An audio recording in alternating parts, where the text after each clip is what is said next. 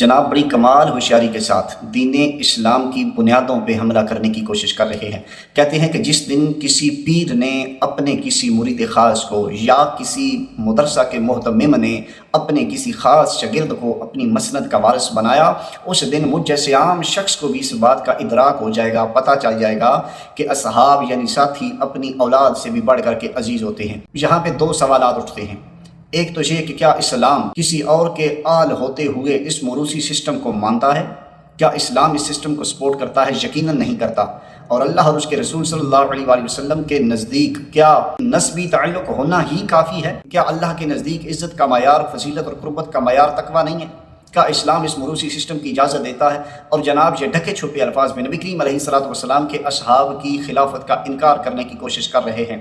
ہم دعا کرتے ہیں کہ اللہ کریم کی ذات انہیں ہدایت عطا فرمائے، ورنہ آج یہ ڈھکے چھپے الفاظ میں اور کل کلاں یہ سر عام نبی کریم علیہ الصلوۃ والسلام کے اصحاب کی خلافت کا انکار کرتے نظر آئیں گے۔ اور دوسری بات، حضور والا اس دین کو تباہی آپ لوگوں نے اسی لیے کر دیا ہے کہ آپ نے اپنی مسندوں پہ اہل لوگوں کو نہیں بٹھایا، اپنی اولادوں کو بٹھایا۔ مدارس کے اندر اہل لوگوں کو مسندوں کا وارث نہیں بنایا گیا، اپنی اولادوں کو بنایا گیا، کیونکہ یہ جانتے ہیں کہ پیر کی گدی پہ بیٹا بیٹھے گا، نذرانے آئیں گے۔ جانتے ہیں کہ یہ مال اور دولت کیسے سمیٹنا ہے۔ کسی مرید کو گدی پہ بٹھا دیا تو یہ مال دولت تو کہیں اور چلا جائے گا، ہم تو بھوکے مریں گے، نسلیں بھوکی مریں گی۔ اسی لیے ان لوگوں نے اس سسٹم کو متعارف کروایا ہوا ہے۔ حقیقت یہ ہے، جس سسٹم کو آج کے یہ پیر سپورٹ کرتے ہیں، جس سسٹم پہ یہ چلتے ہیں، اس موروثی نظام کو نہ اسلام مانتا ہے، نہ نبی کریم علیہ الصلوۃ والسلام نے اس سسٹم کو متعارف کروایا، اور نہ نبی کریم علیہ الصلوۃ والسلام کے اصحاب اور آپ کی اولاد نے اس سسٹم کو مانا اور متعارف کروایا۔ کیا امام علی مقام امام حسین علیہ السلام کا وہ بلا کے میدان میں اسی لیے نہ نکلے تھے کہ اسلام کی حقیقت کو لوگوں پہ آشکار اور ظاہر کیا جائے؟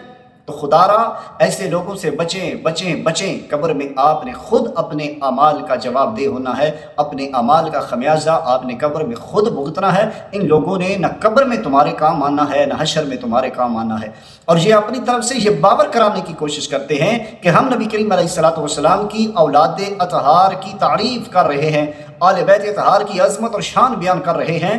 یقیناً یہ لوگ اپنے اس دعویٰ میں جھوٹے ہیں، اس لیے کہ نبی کریم علیہ الصلوۃ والسلام کی اولاد اطہار اور نبی کریم علیہ الصلوۃ والسلام کے اصحاب کی تو آپس میں محبت بھرے تعلقات تھے، ان کی آپس میں قربت بھری رشتہ داریاں تھیں۔